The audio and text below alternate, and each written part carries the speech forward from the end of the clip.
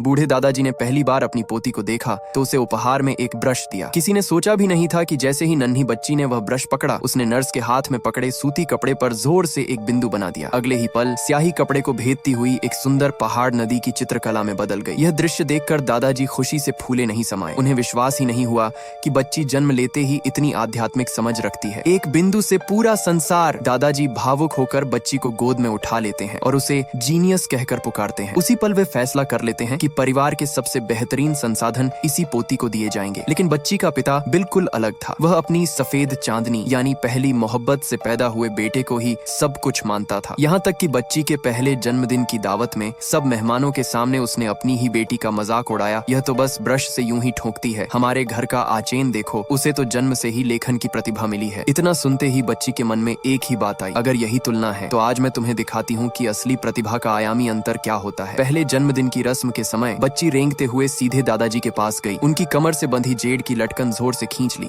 और उनके पैर से चिपक गई। वह साफ बता रही थी, मैं ही असली वारिस हूँ। असल में बच्ची की माँ एक साधारण गुमनाम लाइव स्ट्रीमर थी। शराब के नशे में हुई एक गलती से उसका उस आदमी से संबंध बन गया, इसलिए पिता को इस बेटी से कभी लगाव नहीं रहा। पिछले जन्म में लड़की ने पिता का ध्यान पाने के लिए बचपन से ही खुद को झोंक दिया, पढ़ाई, मेहनत, त्याग, सब कुछ। लेकिन उसका हर प्रयास अंत में सफेद चांदनी के बेटे को चमकाने का जरिया बन गया। आखिरकार उसी माँ बेटे ने उसे गाड़ी से कुचलकर मार डाला। मरने के बाद उसे एहसास हुआ वह जिस दुनिया में थी वह एक घटिया उपन्यास था। सफेद चांदनी का बेटा भाग्य का पुत्र था और वह सिर्फ एक बलि का बकरा, एक साइड कैरेक्टर। लेकिन किस्मत ने उसे दोबारा मौका दिया। वह फिर से जागी माँ के गर्भ में 8 महीने की अवस्था में। इस बार उसने कसम खाई, मैं अपनी किस्मत खुद लिखूंगी। जल्द ही उसकी माँ और सफेद चांदनी दोनों की डिलीवरी का समय आने वाला था। पिता का सारा ध्यान दूसरी औरत पर था। उसकी माँ की तरफ उसने एक नजर भी नहीं डाली। लड़की जानती थी वह भाग्य का पुत्र सिर्फ बाहरी सहारे से चमक रहा है। सब्सक्राइब कर लो, नेक्स्ट पार्ट जल्द ही आएगा।